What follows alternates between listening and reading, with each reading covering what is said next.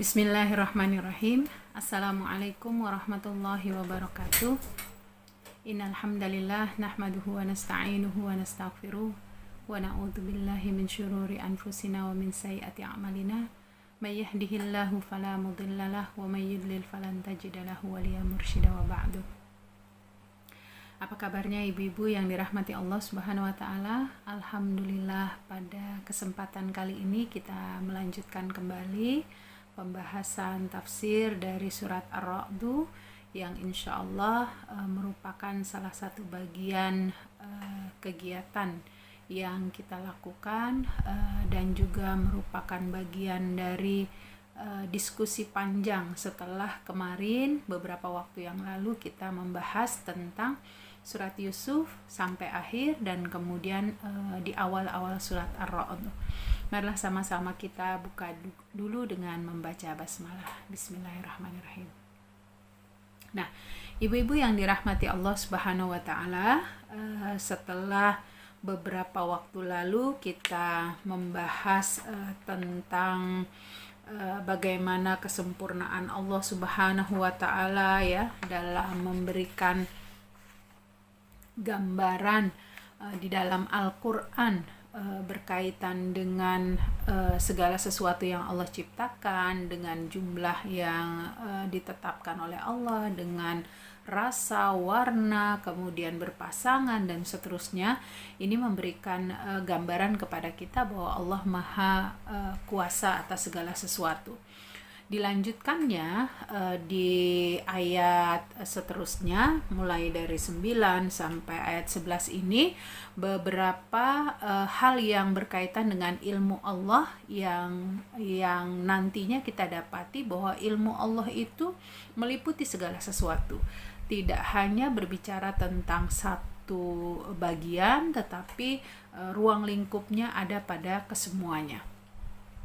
Allahu ya'lamu ma tahmilu kullu unsa wa ma taghidul arhamu wa ma tazdad wa kullu syai'in 'indahu bimiqdar.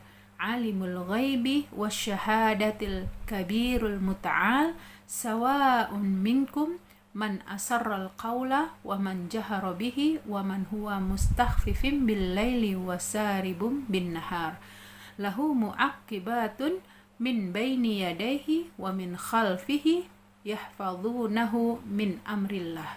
Innallaha la yughayyiru ma biqaumin hatta yughayyiru ma bi anfusihim. Wa idza aradallahu biqaumin su'an fala maradda lahu wa ma lahum min dunihi min wal. Ya. Allah Subhanahu wa taala mengetahui apa yang dikandung oleh setiap perempuan, apa yang kurang sempurna dan apa yang ditambah dalam rahim. Dan segala sesuatu ada ukurannya di sisinya. Allah yang mengetahui segala yang gaib ya dan yang nyata. Yang Allah Maha Besar, Maha Tinggi, sama saja bagi Allah siapa di antaramu yang merahasiakan ucapannya dan siapa yang berterus terang dengannya, dan siapa yang bersembunyi di malam hari dan yang berjalan di siang hari. Baginya manusia ada malaikat-malaikat yang selalu menjaganya, ada yang bergiliran dari depan dan dari belakang. Mereka menjaganya ya atas perintah Allah Subhanahu wa taala. Kemudian, dan apabila Allah menghendaki keburukan terhadap satu kaum, maka tidak ada yang dapat menolaknya dan tidak ada pelindung bagi mereka selain Dia. Shadaqallahul azim. Masya Allah, berarti dari sini kita dapati sebuah pemahaman ibu-ibu yang dirahmati Allah bahwa ilmu Allah itu meliputi segala sesuatunya. Dia tidak bisa dibatasi oleh sesuatu. Karena apa? Kita dapati bahwa ilmu Allah yang meliputi segala sesuatu itu adalah hak vetonya Allah ya. Allah lah yang memiliki segala sesuatu tersebut. Jadi dari penjelasan tafsir ini kita dapati Allah ingin menginformasikan kepada kita hamba-hambanya, wabil khusus kepada Rasulullah Shallallahu Alaihi Wasallam yang dimana ayat ini diturunkan melalui perantara malaikat Jibril, ya, ingin menginformasikan kesempurnaan ilmunya yang tiada satu apapun yang tersembunyi darinya.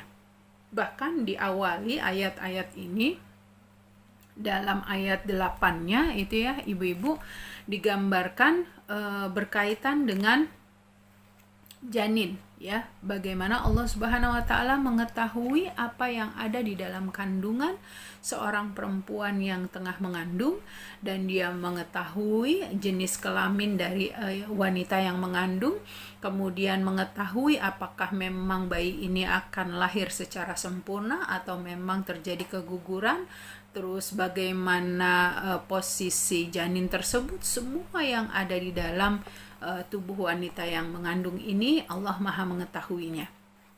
Maka kalau kita lihat di dalam ayat pertama yang kita bahas ya, yaitu di ayat 8-nya sangat jelas sekali ya, secara ilmiah mungkin secara kedokteran misalnya kita dapati deteksi ya, misalnya kalau sekarang tuh ada USG, oh anak ibu jenis kelaminnya laki-laki, oh jenis kelaminnya perempuan, berat badannya mencukupi dan lain sebagainya. Tetapi apa yang dilakukan oleh manusia itu tentu saja memiliki keterbatasan, tidak seperti apa yang dimiliki oleh Allah Subhanahu wa taala yang memang menciptakan segala sesuatu. Karena itulah dikatakan ilmu Allah itu sangat luas, meliputi segala sesuatu, termasuk ciri-ciri khusus, karakter, sifat, spesifikasi. Manusia tidak mengetahui tentang sifat-sifat seseorang yang ketika mereka masih dalam rahim seorang ibu. Tetapi Allah Maha mengetahui apa yang akan terjadi pada diri seseorang yang ada di dalam rahim, itu pun Allah mengetahui. Maka kita lihat tadi ayatnya, wama yaltaghidul arham wama tazdad. Allah mengetahui apa yang dikurangi dan apa yang ditambah oleh rahim berupa janin. Mau keguguran atau tumbuh dengan sempurna, bisa sampai lahir, jangka waktunya apakah kurang dari 9 bulan 10 hari sebagaimana keumuman, atau bisa jadi bertambah. Di sini akan kita lihat ibu-ibu, ada kondisi di mana seorang perempuan bisa mengalami kelahiran di usia kandungan, misalnya janin itu berusia 6 bulan.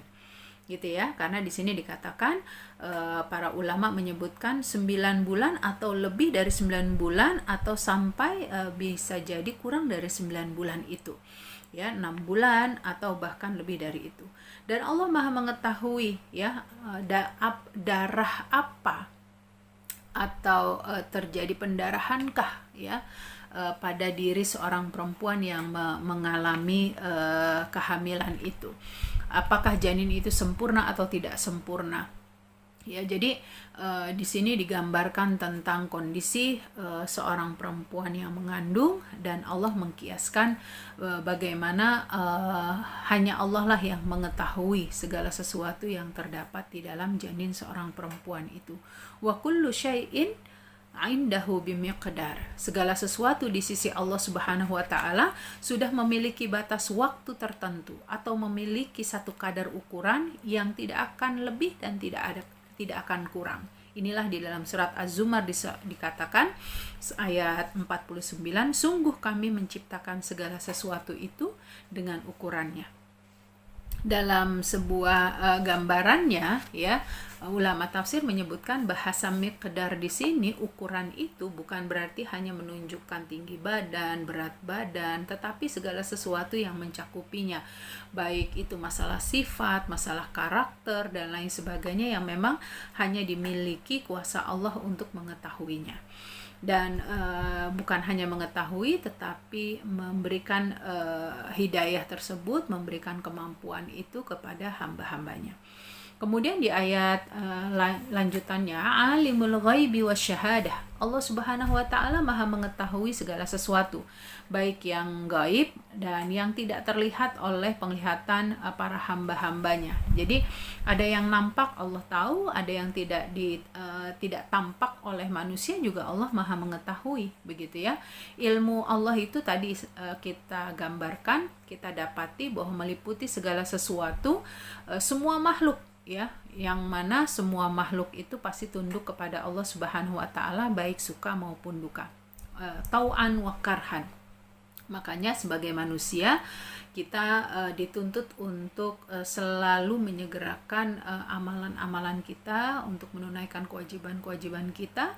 Kalaulah makhluk lain saja suka atau tidak suka, mereka tetap tunduk kepada Allah Subhanahu wa taala, apalagi kita yang diberikan akal pikiran oleh Allah Subhanahu wa taala.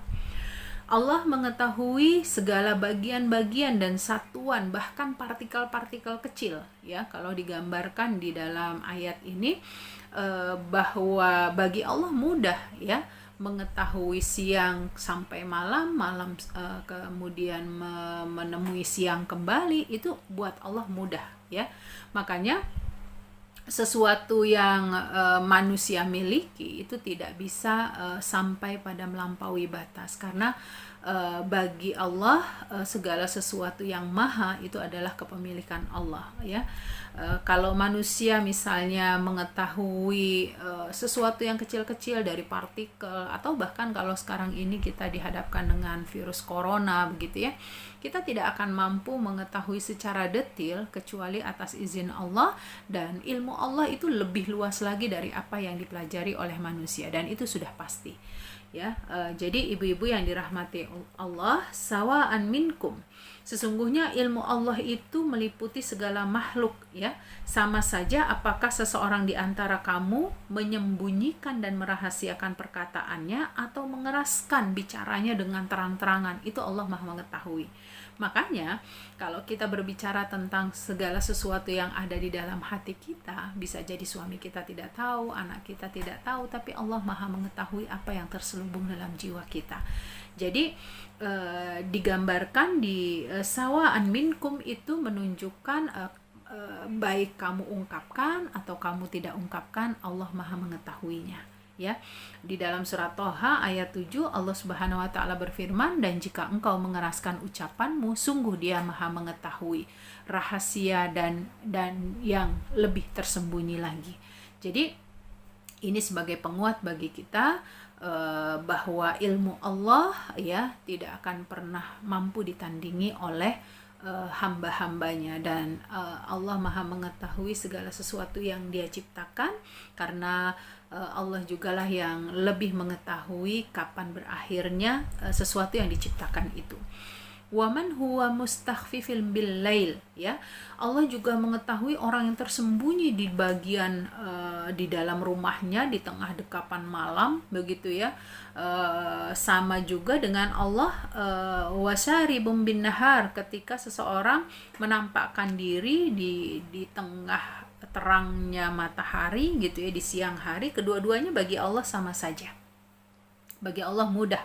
Tidak ada perbedaan antara malam dan siang di sisi Allah untuk mengetahui hamba-hambanya dan aktivitas yang dilakukan oleh hamba-hambanya. Kemudian Allah Subhanahu wa taala melanjutkan dalam ayat-ayat ini sampai pada tingkat Allah mengungkapkan bahwa Allah lah yang memiliki media untuk menetapkan dan membuktikan segala informasi, pengetahuan, dan fakta kejadian yang nantinya digunakan dalam menghadapi para pelakunya, ya. Jadi inti dari permasalahan dari ayat-ayat ini adalah ilmu Allah itu tidak bisa dibatasi oleh manusia, ya. Tidak bisa ilmu Allah itu terbatas hanya untuk Allah, dan manusia itu hanya memiliki ilmu yang terbatas gitu, ya. Lahu mu'aqibatum min baini yadayhi wa min khalfih, ya.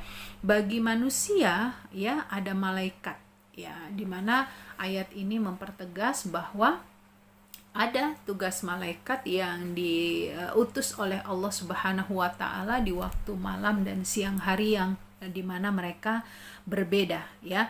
Di sini digambarkan minkum man asarul qaul wa man jahara bihi. Ada pendapat yang menunjukkan bahwa berbicaranya, berperilakunya nanti akan di apa ya namanya, dipantau. Hafadzah itu sesuatu yang dilihat, dijaga gitu ya oleh para malaikat. Maka di sini ada beberapa pendapat para ulama, malaikat hafadzah itu memiliki beberapa tugas. Di antaranya adalah menjaga dan memelihara manusia pada malam hari dan siang hari dari berbagai mudarat dan kejadian dengan izin Allah.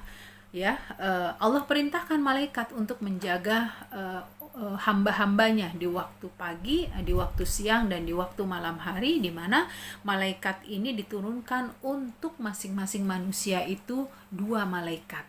Ya, 2 malaikat ini satu menjaganya dari belakang dan satu yang menjaganya dari depan. Masya Allah, luar biasa ya. Inilah gambaran yang disebutkan.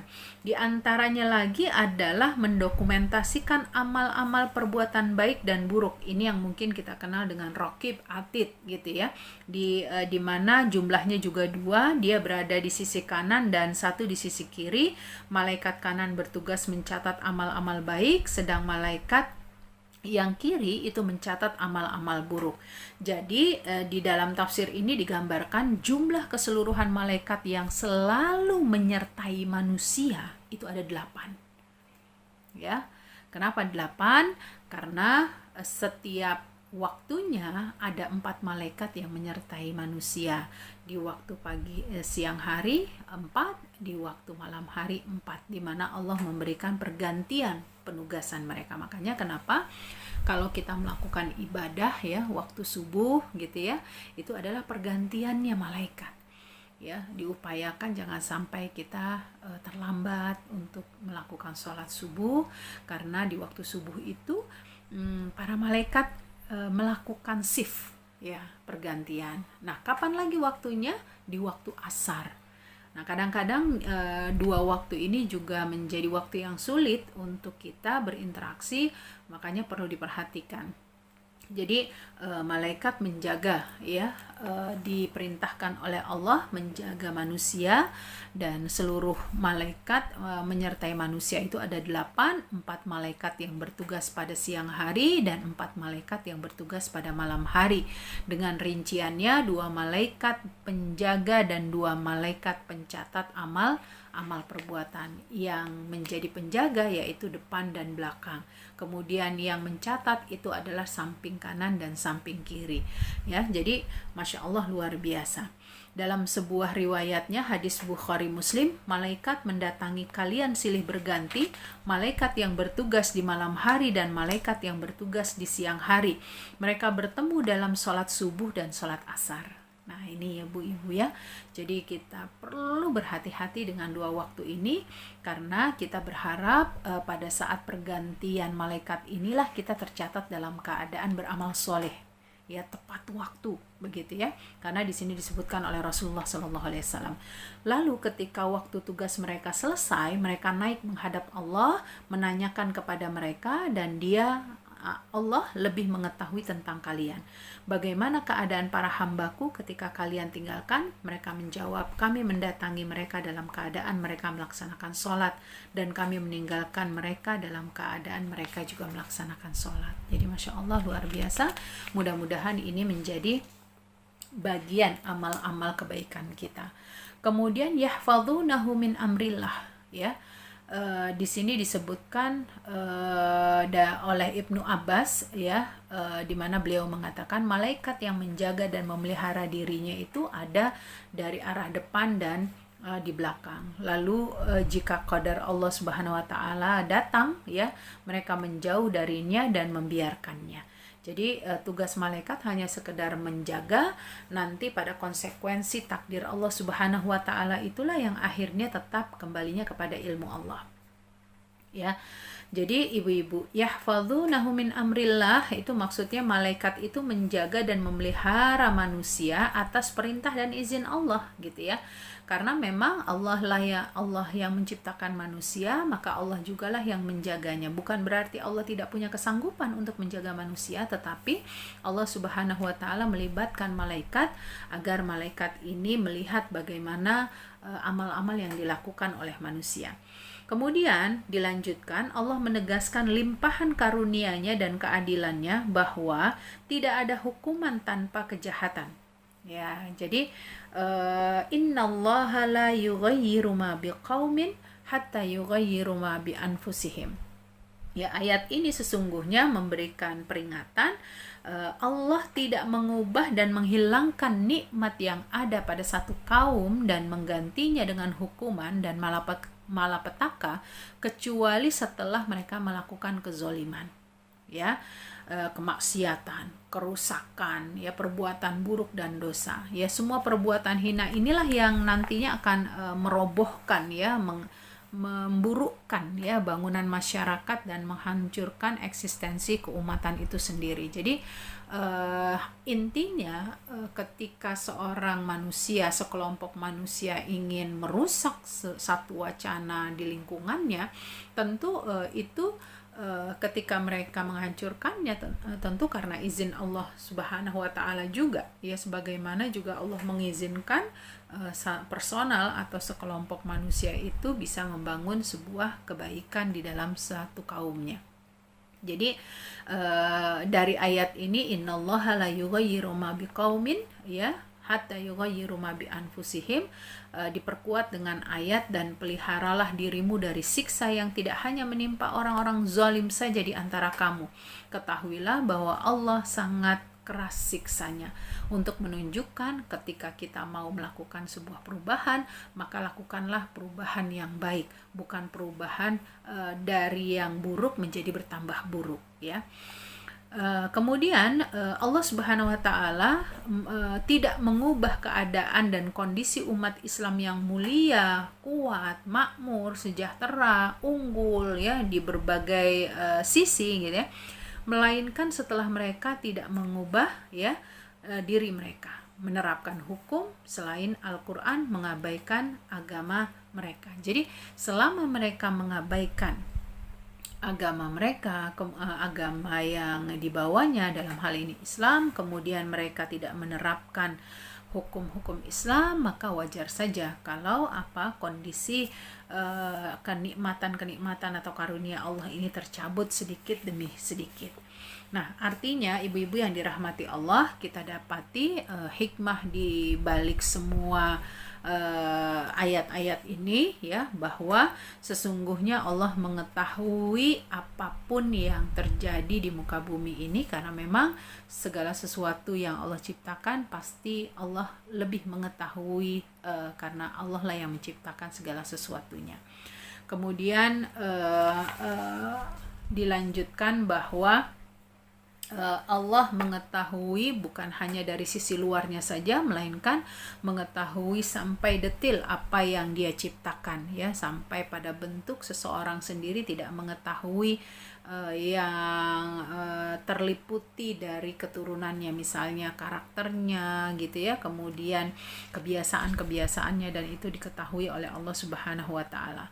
Dan tadi sudah tersampaikan bahwa Allah memang mengutus 4 malaikat, ya, pada waktu malam dan waktu siang, ya, untuk bisa menjaga dan mencatat apa yang ada pada diri manusia.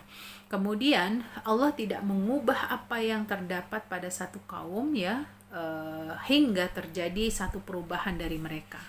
Ya, intinya kita harus melakukan sebuah perubahan, ya. Perubahan itu adalah perubahan dari keburukan menuju kebaikan, dan ini menunjukkan sebuah usaha yang tidak mudah, ya. Tetapi Allah akan mudahkan jika kita tetap istiqomah, bersabar di dalam menjalani perubahan itu. Kemudian bagi Allah itu mudah, ya, untuk memberikan kepada satu kaum itu satu bala, ujian, cobaan, ya, karena bagi Allah itu untuk menghancurkan, mengembalikan dari kehancuran itu sangat mudah di sisi Allah Subhanahu wa taala, ya. Nah, kemudian kita masuk kepada ayat 12 sampai ayat 15, di mana di ayat 12 sampai 15 ini lebih mengedepankan tentang posisi Allah Subhanahu wa taala, di mana kita sebagai orang yang beriman perlu mengimani uluhiyahnya Allah dan rububiyahnya, serta kemahakuasaannya Allah Subhanahu wa taala dalam mengatur alam semesta ini. Makanya kita dapati ibu-ibu di ayat 13 ya, ini ada sebab turunnya wa yursilu sawa'iq ya. Para perawi itu menggambarkan dua sebab turunnya ayat ini ya dari At-Tabrani. Ketika itu ada Arbad bin Qais dan Amir ibn Tufail ya datang ke Madinah dan menemui Rasulullah Shallallahu Alaihi Wasallam. Jadi ada Arbad, ada Amir ya. Nah, pada saat itu Amir berkata kepada Rasulullah Shallallahu Alaihi Wasallam, "Ya Muhammad, apa yang akan Anda peruntukkan bagiku jika aku masuk Islam?" Jadi ada harapan gitu ya, permintaan terhadap dirinya jika dia bisa masuk Islam. Tapi apa jawab Rasulullah Shallallahu Alaihi Wasallam? Kamu mendapatkan hak seperti yang didapatkan kaum muslimin, dan kamu juga memiliki kewajiban seperti yang dimiliki kaum muslimin. Nah ya, namun dia kembali bertanya, apakah Anda mau menyerahkan kepemimpinan kepadaku sepeninggal kamu? Gitu ya. Jadi memang ada on mission gitu ya di balik pertanyaan Amir dan kedatangan Tufail ini. Ya, kemudian kata Rasulullah SAW, itu tidak bisa kamu dapatkan dan tidak pula oleh kaummu. Jadi Rasulullah memberikan penguatan bahwa sepeninggalnya pun tidak akan ada yang bisa melanjutkan kepemimpinannya kalau bukan karena izin dari Allah Subhanahu wa taala. Maka karena mendengar jawaban Rasulullah Shallallahu Alaihi Wasallam itu, akhirnya Amir dan Tufail ini pergi gitu ya, dia nggak jadi masuk Islam. Tapi dalam perjalanan ya, perjalanan pulang itu Amir berkata kepada Arbad ya, Amir berkata kepada Arbad bin Qais, aku akan membuat lengah Muhammad dengan mengajaknya bicara. Jika dia sudah lengah, hantamlah dia dengan pedang. Jadi Arbad ini, Amir ini membuat perencanaan. Pokoknya saya mengajak ngomong Muhammad, nanti kamu penggal aja lehernya gitu. Siapa yang melakukan pemenggalan itu? Arbad gitu ya. Lalu mereka balik lagi menemui Muhammad ya. Lalu Amir ya istilahnya ngajak ngobrol ya, sebagaimana yang dia rencanakan. Setelah kemudian mulai agak dilihat lengah gitu ya, Arbad pun menghunus pedangnya, yang kemudian ketika dia meletakkan tangannya ya, kalau kita bayangkan pegang pedang gitu ya, ternyata tiba-tiba tangannya itu nggak bisa digerakin lagi gitu ya, nggak bisa ngangkat pedangnya itu ya. Tiba-tiba tangannya itu tidak bisa bergerak. Rasulullah Shallallahu Alaihi Wasallam pun menoleh dan melihat gelagat yang terjadi yang akan dilakukan oleh Arbad dan Amir gitu ya. Lalu beliau pergi meninggalkan mereka berdua. Mereka pun pergi hingga keduanya berada di wilayah Ar-Raqam. Allah mengirimkan halilintar menyambar Arbad ya. Dalam seketika Arbad dimatikan oleh Allah Subhanahu wa taala. Jadi kita lihat bagaimana posisi orang yang mencederai, ingin melukai, menghinakan. Jadi pas banget ya dengan kondisi sekarang ini, bagaimana Macron telah melakukan sebuah perilaku di mana dianggap telah melecehkan ya, menghina Rasulullah Shallallahu Alaihi Wasallam. Wajar jika umat Islam semuanya itu turun tangan, karena kita lihat ya, Allah Subhanahu Wa Taala tidak mengizinkan, tidak suka kalau utusannya ya, kekasihnya itu dihinakan, dicela dan seterusnya ya. Jadi kemudian Arbad ini disambar petir ya. Ini tertuang di dalam surat ini, Allahu ya'lamu ma tahmilu kulla untha hingga ayat syadidul mihal ya. Nah, sementara amir gitu ya, kan tadi dua ya yang mendatangi Rasulullah yang mencoba mengecohkan itu adalah amir. Allah mengirimkan ta'un. Ta'un itu adalah wabah. Ya, wabah penyakit yang pada diri amir ini tumbuh kayak kelenjar-kelenjar di dalam dirinya ya, seperti kelenjar unta, dan akhirnya dia pun meninggal ya di rumah Salul. Ya, ini diungkapkan terkait dengan turunnya ayat ini agar kita betul-betul mewaspadai bahwasannya sungguh ya bagi Allah mudah untuk ibarat kata membuat sesuatu ya. Kita tunggu saja apa yang akan Allah berikan kepada mereka yang menghinakan Rasulullah Shallallahu Alaihi Wasallam. Cukup kita kembalikan kepada Allah Subhanahu Wa Taala. Tugas kita adalah melakukan sebuah tindakan, adapun yang menghancurkan, adapun yang memberikan hukuman itu cukup di sisi Allah Subhanahu Wa Taala. Ya, jadi ayat ini sebetulnya memberikan ibroh ya, pelajaran kepada kita. Ya, sekaligus membuat peringatan kepada kita ya bahwa kalau Allah menginginkan kebaikan pada satu kaum atau memburukan satu kaum, itu mudah sekali bagi Allah Subhanahu wa taala. Ya. Nah, ibu-ibu yang dirahmati Allah Subhanahu wa taala, kita dapati Allah lah yang mengadakan awan mendung yang berat dan penuh dengan muatan air hujan, karena bagi Allah semua itu adalah bagian dari makhluknya yang Allah ciptakan. Wa yusabbihur ra'du bihamdih. Sesungguhnya guntur dengan bahasa keadaan, bukan dengan bahasa verbal, bertasbih mensucikan Allah. Makanya kenapa kalau pada saat muncul ya terdengar suara halilintar, ini salah satu zikir yang boleh kita bacakan. Yusabbihur ra'du bihamdih. Ya, kenapa? Karena hakikatnya pada saat halilintar itu diperdengarkan kepada kita, saat itulah mereka tengah bertasbih kepada Allah gitu ya, dan mereka ingin memperlihatkan ketundukan mereka di hadapan Allah Subhanahu wa taala. Ya, malaikat bertasbih mensucikan Allah ya. Kemudian manusia juga bertasbih begitu. Jadi masing-masing makhluk itu memiliki kondisi tersendiri dalam melakukan tasbih kepada Allah Subhanahu wa taala. Sebagaimana di dalam hadisnya Rasulullah Shallallahu alaihi wasallam menyebutkan, halilintar banyak terjadi ketika hari kiamat sudah semakin dekat, hingga seorang mendatangi kaum dan bertanya, siapakah yang mati tersambar halilintar hari ini? Lalu mereka berkata, si fulan, dan si fulan. Jadi ini merupakan salah satu bagian tanda-tanda dekatnya hari kiamat, ketika halilintar itu atau yang kita sebut dengan petir itu makin sambar menyambar, dan banyak diantaranya orang yang meninggal dikarenakan tersambar petir gitu ya. Nah, masing-masing dari kilat dan guntur ada kalanya pertanda kebaikan atau sebaliknya pertanda keburukan ya.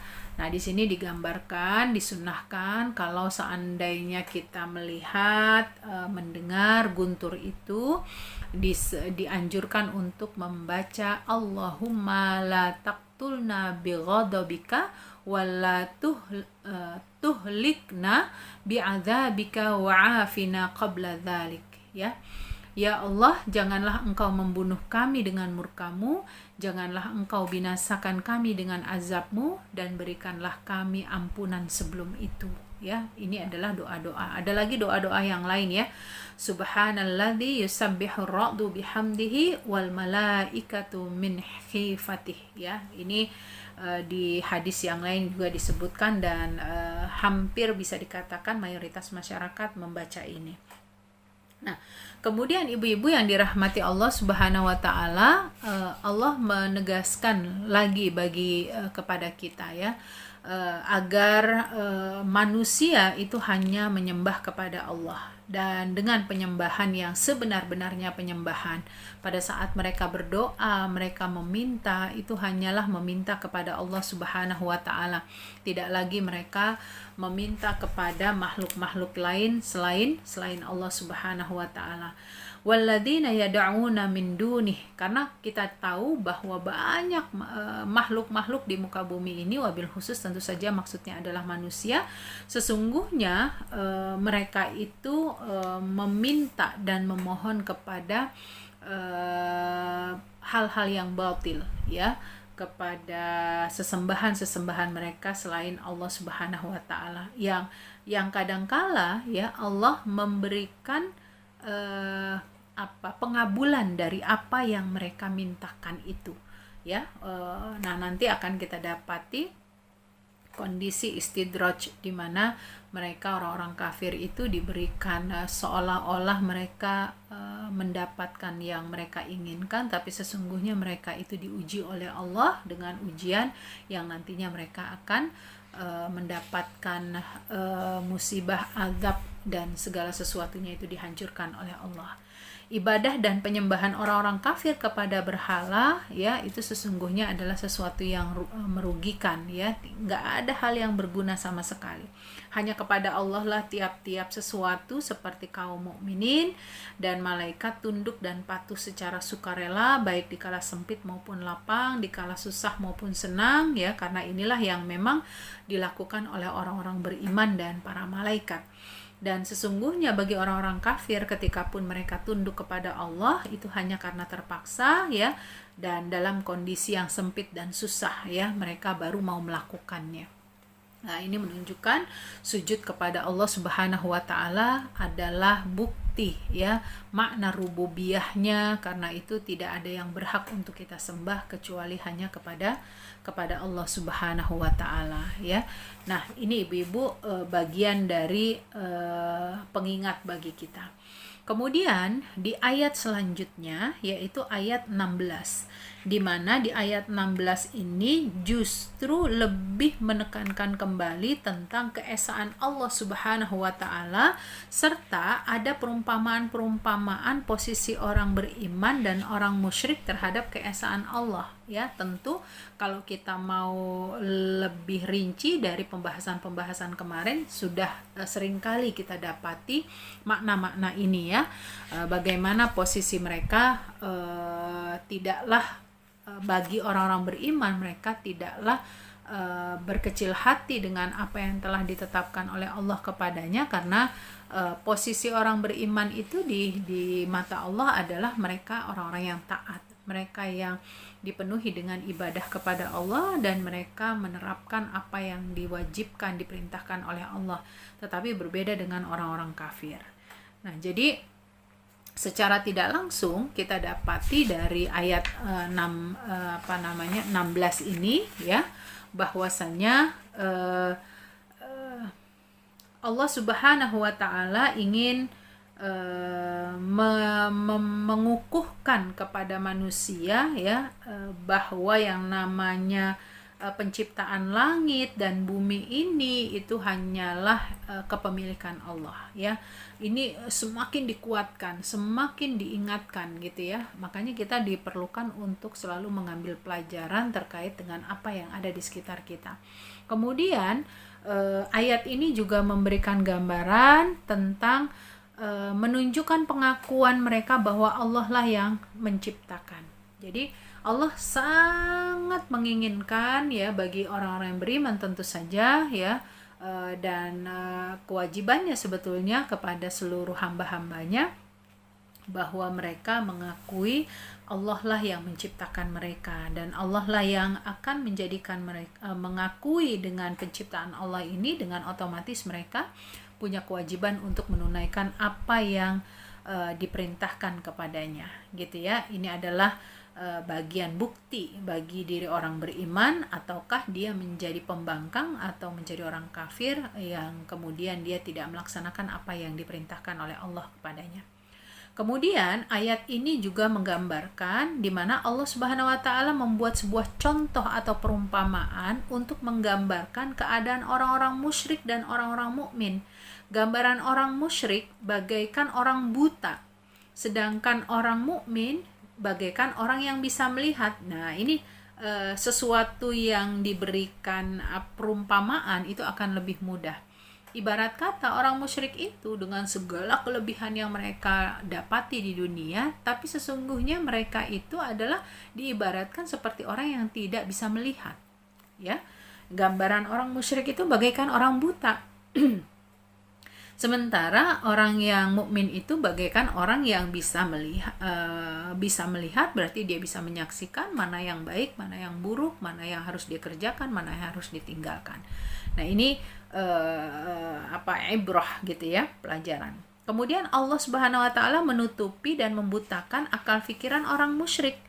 Mereka tetap tidak bisa diyakinkan dengan argumen, dengan bukti, dengan dalil, penjelasan sebagaimana yang kemarin kita sudah bahas ya, membahas bahwa orang-orang kafir itu sekalipun sudah diberikan pembuktiannya, mereka sama sekali tidak beriman kepada Allah Subhanahu wa taala.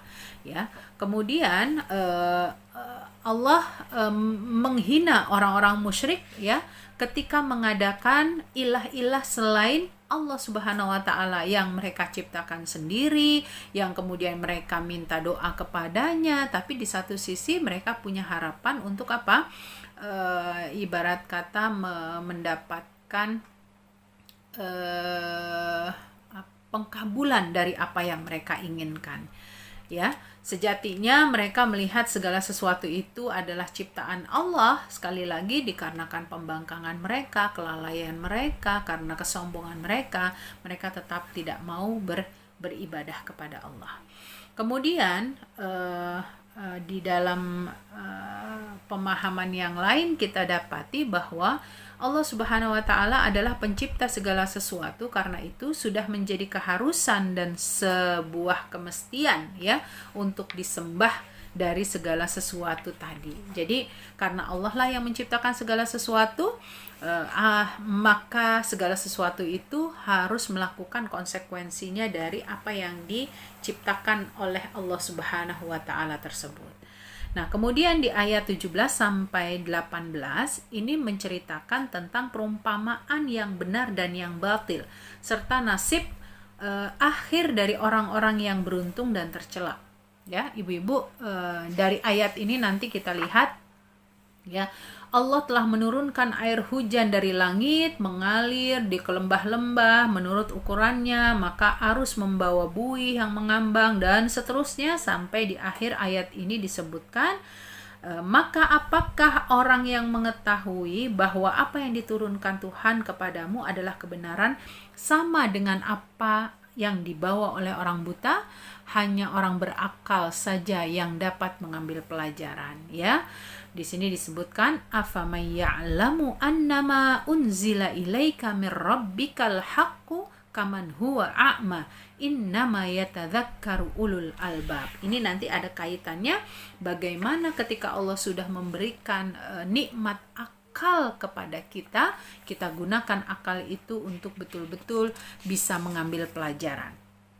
Anzala minas sama itu menunjukkan Allah menurunkan hujan dari awan mendung, lalu tiap-tiap lembah dan sungai pun mengambil porsi dari air hujan yang turun itu menurut ukuran besar kecilnya. Ini mengisyaratkan hati manusia dan perbedaannya dalam kemampuannya mencakup keimanan menurut ukuran luas sempitnya. Jadi manusia sama-sama diciptakan oleh Allah, tetapi kelapangan hatinya, keimanannya masing-masing itu berbeda. Ya, ini Allah memberikan perumpamaan seperti itu ya.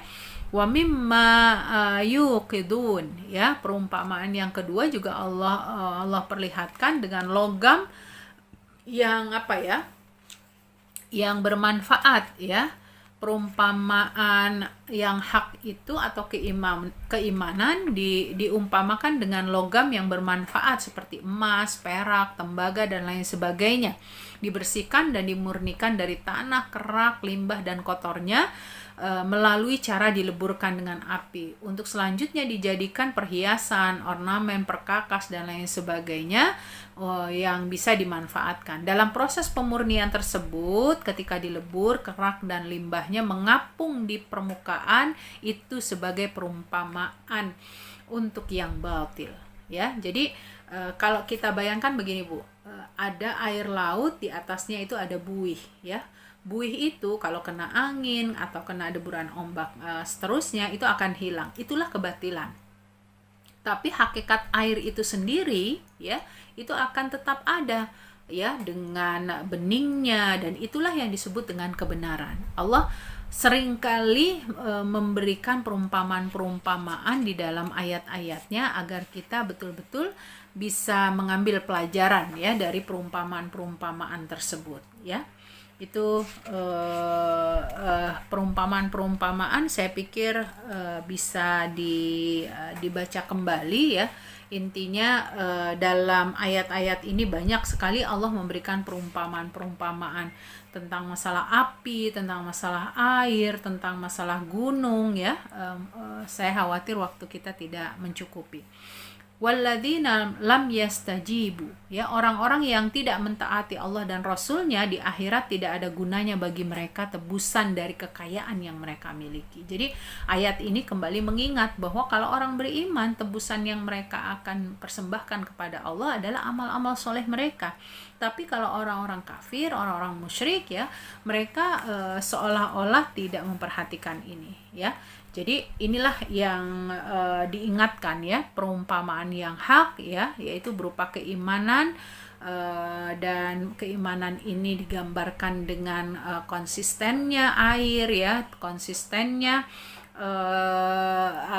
benda-benda yang memang ibarat kata murni gitu ya. Tetapi kalau yang batil itu selalu bias begitu ya. Ini digambarkan tentang buih gitu ya, kemudian perumpamaan logam ya. Logam itu kalau dia sudah murni ya, dia akan bersama dengan kemurniannya. Kemudian ibu-ibu yang dirahmati Allah, orang-orang yang taat yaitu golongan yang diberikan kebahagiaan oleh Allah dan keberuntungan karena mereka memenuhi apa yang diserukan oleh Allah Subhanahu wa taala ya.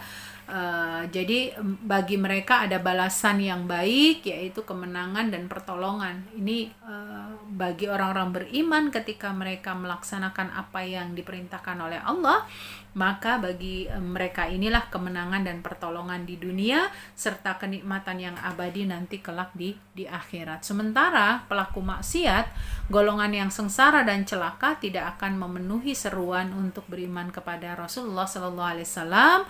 Jelas tempat mereka itu adalah neraka, dan seburuk-buruk tempat yang mereka tempati itu adalah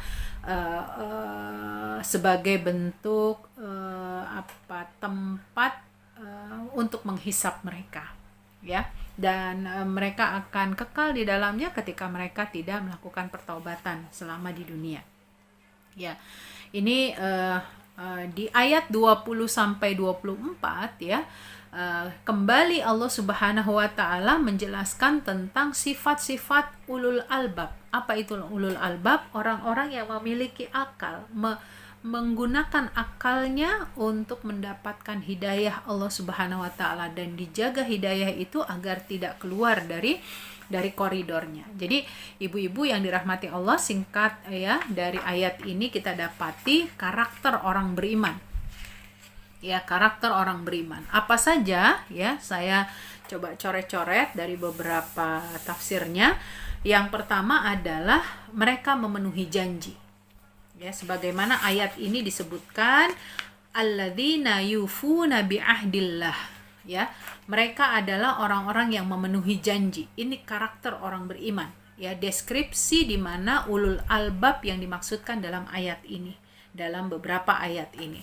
Mereka memiliki karakter selalu memenuhi janji. Mereka adalah orang-orang yang memenuhi apa yang telah mereka ikrarkan di atas diri mereka sendiri berupa pengakuan rububiyah kepada Allah Subhanahu wa taala. Itu yang pertama. Yang kedua, ya, adalah tidak melanggar perjanjian. Apa dong perbedaannya ya, menepati janji dengan memenuhi janji dengan tidak melanggar perjanjian, ya. Jadi ada beberapa pemahaman, ya, berkaitan dengan poin 1 dan 2 ini. Keduanya itu memiliki pengertian yang sangat terkait meskipun keduanya berbeda. Tidak melanggar janji disebutkan secara spesifik untuk mempertegas sifat yang pertama, yaitu memenuhi janji. Atau ini adalah bentuk penyebutan kata yang bersifat umum setelah kata yang bersifat khusus. Yang bersifat khusus itu adalah memenuhi janji. Nah, begitu ya. Yang kedua, di sini sebutkan karakter orang beriman tidak melanggar perjanjian, tidak merusak dan melanggar perjanjian keimanannya kepada Allah. Padahal kan di dalam surat Al-A'raf itu sudah disebutkan, ya. Qalu bala syahidna, ya benar, kami menjadi saksi kalau kami itu beriman, ya, kepada Allah, engkau adalah Rob kami, begitu.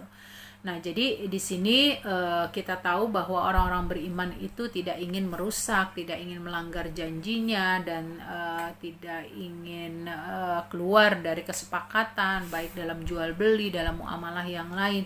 Berbeda dengan orang-orang munafik, ya, yang ketika dia berjanji dia khianat, ketika dia bertengkar dia melampaui batas, kalau ngomong dia dusta. Itu banyak karakter-karakter seperti itu. Dalam sebuah hadisnya disebutkan tanda-tanda orang munafik ada 3. Pertama, jika berbicara dia bohong. Kedua, jika berjanji dia melanggarnya. Ketika dia dipercaya dia berkhianat. Bahkan dalam sebuah riwayat disebutkan 1 tambahan lagi hingga menjadi 4. Idza khasa fajar. Ya, idza khasama fajar. Jika dia bertengkar atau berseteru, dia melampaui batas dan melakukan hal-hal yang tidak pantas. Jadi ini diingatkan, ya, bahwa ciri-ciri kemunafikan itu sangat mungkin juga ada pada diri seorang muslim. Ketiga, menyambung ikatan kekerabatan. Ini ciri, ya, karakter mereka yang memiliki akal sehat, akal sempurna, yang dengan akalnya ini dia menjadikan dirinya memiliki karakter keimanan, karakter seorang mukmin. Menyambung ikatan kekerabatan, ya, menjaga seluruh hak dan yang wajib untuk ditunaikan baik kepada Allah maupun kepada manusia. Jadi orang yang memiliki akal baik, gitu ya, dia tidak akan menyia-nyiakan apa yang diwajibkan oleh Allah kepadanya, dan juga bagaimana hubungannya dengan manusia secara keumuman. Kemudian yang keempat, takut kepada Allah. Ya, jadi salah satu karakter dari orang-orang beriman yang mereka memiliki akal baik, gitu ya, adalah mereka takut kepada Allah karena mereka dalam semua aktivitasnya itu khawatir, ya, baik melakukan amal maupun meninggalkan kemaksiatan, itu ada perasaan takut, gitu ya. Nah, karena apa? Di dalam diri mereka itu ada muraqabah, menyadari bahwa Allah selalu mengawasi mereka.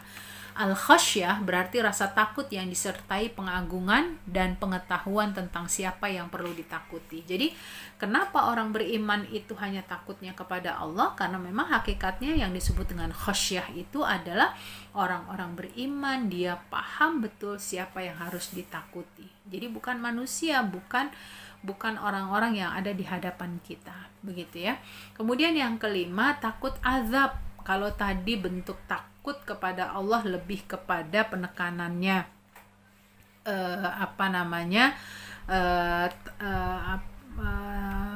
takut yang disertai dengan pengagungan, tapi takut azab ini disertai ibaratnya takut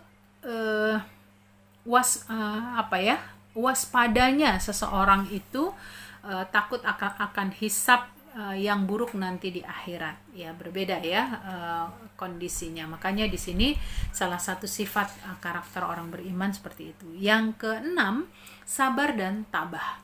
Jadi orang yang memiliki akal sehat, akal sempurna, ya, mereka akan menjadi orang-orang yang sabar dan tabah dalam menjalankan ketaatan dan dalam menjauhi kemaksiatan serta dalam menghadapi bala. Ya, mereka ridho dan dengan ketetapan yang Allah berikan kepada mereka. Yang ketujuh, menegakkan sholat. Ini sesuai dengan ayat-ayat yang tadi kita bahas ya. Jadi menegakkan sholat. Karena itu adalah orang-orang yang menegakkan sholat, yaitu menunaikan sholat secara sempurna, lengkap dengan rukun dan syaratnya, disertai dengan kekhusyuan hati. Nah inilah kondisi orang beriman ketika mereka beribadah. Yang mereka hadirkan adalah hati dan akal mereka kepada Allah Subhanahu wa taala. Yang kedelapan, berinfak untuk hal-hal kebaikan. Berinfak untuk hal-hal kebaikan. Mereka menginfakkan sebagian dari rezeki yang kami berikan secara terang-terangan maupun sembunyi. Nah, inilah karakter ya orang beriman. Mereka tidak pernah merasa bahwa harta yang dia keluarkan itu adalah menjadi sesuatu yang berkurang, tetapi semakin dia mengeluarkan karena keikhlasannya dan dia tahu itu adalah harta milik Allah Subhanahu wa taala, maka Allah akan menggantinya dengan lebih banyak dan tentu lebih baik. Kemudian yang kesembilan ya, membalas keburukan dengan kebaikan. Ya, sebagaimana kita tahu bahwa orang-orang beriman itu tidak akan membalas perbuatan orang baik kepada dirinya. Ya, mereka pasti membalas perbuatan baik yang diberikan kepadanya, tetapi dia tidak akan membalas sikap kasar atas kejahiliahan, atas keburukan yang orang lain lakukan kepadanya. Ya, mereka akan lebih mengambil langkah bersabar kalau memang posisinya pada saat itu mereka harus bersabar. Mereka juga mengiringi keburukan dengan kebaikan supaya kebaikannya itu mampu menghapusnya. Ya, wa atbi'is sayyi'atal hasanata tamhuha. Ini gambaran di dalam sebuah hadisnya, ikuti setiap keburukan itu dengan kebaikan, niscaya keburukan itu akan dihapuskan. Ya, jadi ibu-ibu yang dirahmati Allah, ini berbagai karakter yang digambarkan dalam ayat ini ya, sampai ayat 24 tadi, supaya kita betul-betul memahami apa yang terkandung di dalam ayat ini. Balasannya seperti apa ketika seseorang sudah menggunakan akal pikirannya dengan baik gitu ya, dan dia menjadi karakter seorang yang beriman tadi ya. Setelah menggambarkan orang-orang mukmin yang berakal dengan sifat-sifat terpuji, maka Allah Subhanahu wa taala pasti akan memberikan balasan bagi mereka. Ulaika lahum uqbaddar. Bagi mereka ada akhir kesudahan yang baik sebab mereka melakukan kebaikan di sisi Allah Subhanahu wa taala. Ya, adapun di dunia berupa pertolongan dan kemenangan atas musuh-musuhnya, sementara di akhirat Allah janjikan surga untuk mereka. Ya, ini janji dari Allah, jannatu adn, ya, surga-surga tempat mereka menetap selama-lamanya. Ya, ini sesuatu yang pasti. Ya, kenapa? Karena derajat mereka itu dinaikkan oleh Allah ya, karena dengan akal-akal mereka itu mereka melakukan ketaatan kepada Allah Subhanahu wa taala dengan konsekuensi yang tadi kita sebutkan poin-poinnya. Nah, sementara pada saat mereka memasuki surga ya, mereka itu akan disambut oleh para malaikat ya. Salamun alaikum bima sabartum ya. Jadi mereka itu langsung disambut selamat sejahtera ya, damai abadi ya. Kenapa? Karena sebab kesabaran ya, sebab kemuliaan dari perkataan kalian, perbuatan kalian ya. Jadi ini merupakan bukti bahwa Allah Subhanahu wa taala akan mengganjar seluruh amal-amal soleh orang-orang beriman itu dengan surganya ketika di akhirat, ketika di dunia mendapatkan pertolongan dan kemenangan. Nah, di ayat selanjutnya, di ayat 25 justru kebalikannya. Bagaimana Allah memperlihatkan sifat-sifat orang yang celaka dan mereka akan mendapatkan kesengsaraan dari apa yang mereka kerjakan.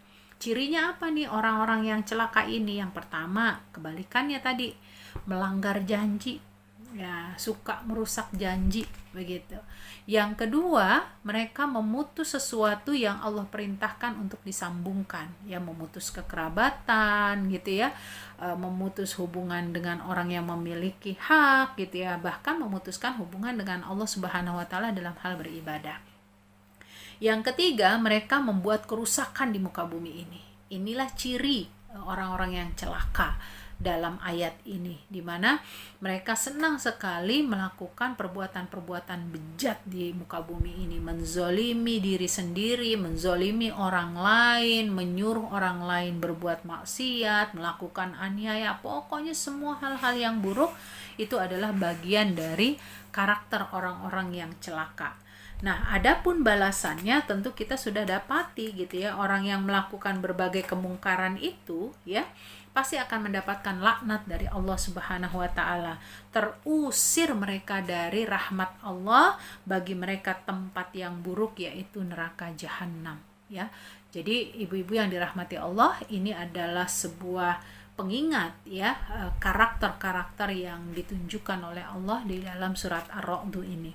Dan terakhir kita lihat dari ayat 26 sampai 29, berbicara langsung Allah tentang permasalahan rezeki ya. Rezeki itu adalah tanggungan Allah gitu ya.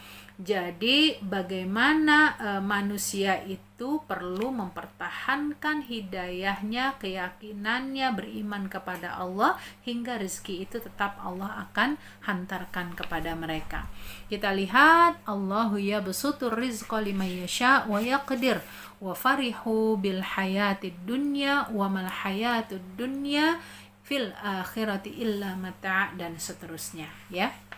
Jadi kita lihat ibu-ibu yang dirahmati Allah Subhanahu wa taala, bahwa setelah menyebutkan akhir kesudahan nasib bagi karakter orang-orang beriman, bagi nasib orang-orang yang celaka gitu ya, kemudian Allah menjelaskan bagaimana Allah melapangkan dan menyempitkan rezeki di dunia.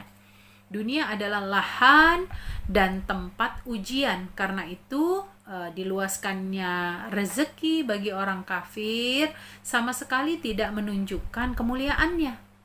Jadi jangan salah kaprah ketika seseorang itu berproses bagus gitu ya, aduh enak banget gitu ya, seolah-olah dia itu dimuliakan, padahal belum tentu ya, karena Allah Subhanahu wa taala menyebutkannya demikian. Sebaliknya, disempitkannya rezeki bagi sebagian orang beriman sama sekali tidak menunjukkan kalau mereka itu hina ya. Rezeki tidak ada sangkut pautnya dengan kekafiran dan keimanan ya. Barangkali orang kafir diberi keluasan rezeki sebab, nah ini hati-hati, sebagai bentuk istidraj terhadapnya ya. Allah sekarang kasih tapi nanti akan Allah hancurkan ya. Sebaliknya, bagi orang beriman rezekinya adalah untuk semakin memperbanyak ganjarannya, mendapatkan pahala di sisi Allah Subhanahu wa taala gitu ya. Jadi inilah tabiat yang berbeda dari dua kelompok tadi. Allah Subhanahu wa taala menuturkan tingkah orang-orang musyrik ketika dalam keadaan kaya, mereka itu bergembiranya sangat luar biasa dengan urusan dunia ini sampai akhirnya mereka lupa diri. Ya, makanya hampir bisa dikatakan termasuk juga di masyarakat kita, kalau tertimpa musibah baru ada penyebutan nama-nama Allah, ya Allah, astagfirullah gitu ya. Tapi ketika mendapatkan kesenangan ya, na'udzubillah min dzalik, ini seperti yang diingatkan oleh Allah Subhanahu wa taala, lupa diri hingga tidak tahu apa yang ada di sisi Allah. Kehidupan dan kesenangan dunia dibandingkan akhirat itu adalah kesenangan yang fana. Jadi dunia itu sifatnya sesaat, dunia itu sifatnya memang menguji gitu ya. Itu kurang dipahami, akhirnya menganggap urusan akhirat itu jadi remeh ya. Sungguh dunia jika dibandingkan dengan ibarat salah seorang di antara kalian mencelupkan misalnya ada air gitu ya, ke dalam air laut nih, anggap nih tangan saya ini air laut, kemudian dicelupkan gitu ya, lalu dia mengangkatnya ya, pasti kan ada tersisa nih air di sini. Nah, air yang tersisa inilah sebetulnya urusan dunia, kenikmatan dunia. Sementara air lautnya yang ada di sini itulah yang sesungguhnya bekalan akhirat kita atau pahala yang bisa kita ambil begitu. Jadi kalau kita berbicara tentang dunia itu sangat sempit sekali, sekalipun bisa jadi manusia terlena untuk masalah urusan dunia ini. Allah Subhanahu wa taala pasti kuasa untuk memenuhi permintaan ya, karena di dalam ayatnya ini ada sebuah pernyataan ya dari orang-orang musyrik, dari orang-orang munafik ya. Ayo dong Muhammad, ini pernah kita bahas di kemarin ya, beberapa waktu yang lalu. Wa yaqulul ladzina kafaru laula unzila alaihi ayah mir rabbih. Jadi kalau bisa ayo dong Muhammad itu membawa satu tanda petik ya, mukjizat yang mereka lihat itu dari bersifat materi gitu ya, mukjizatnya itu seperti mukjizatnya Nabi Musa kan tongkat gitu ya, kemudian Nabi Isa dan lain sebagainya. Ini kalau cuman Quran doang gitu ya, jadi mereka membayangkan mukjizatnya Rasulullah SAW itu hanya Quran yang ya bisa saja itu terjadi unsur penipuan misalnya seperti itu, atau mereka betul-betul tidak meyakini dengan apa yang terdapat di dalam Al-Quran ya. Jadi Masya Allah luar biasa. Maka Allah Subhanahu wa taala pun memberikan ketenangan, memberikan hiburan kepada Rasulullah sallallahu alaihi wasallam. Wahai Muhammad, memang tabiat mereka seperti itu ya, engkau punya tugas hanya menyampaikan, bukan merubah mereka. Maka sampaikanlah apa yang memang menjadi kewajibanmu ya. Mereka tetap tidak akan beriman ya ketika hidayah yang akan Allah berikan itu mereka tidak mau terima. Jadi pembuktian kayak apapun mereka tetap menolaknya ya. Itulah yang digambarkan. Kemudian ibu-ibu yang dirahmati Allah ya, jadi ayat ini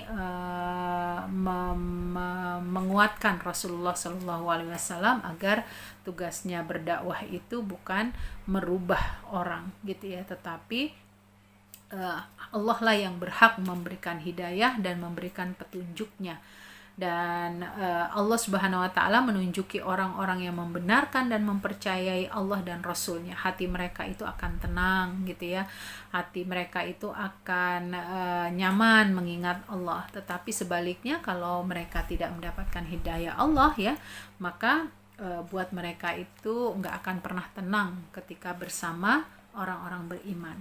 Ketika orang mukmin mengingat janji pahala dan rahmat Allah Subhanahu wa taala, maka dia akan menjadi lebih tentram lagi bahwa janji Allah tidak akan dusta gitu ya. Kemudian Allah Subhanahu wa taala menjelaskan balasan bagi orang-orang yang beriman. Lagi-lagi di ayat ini ditegaskan demikian gitu ya.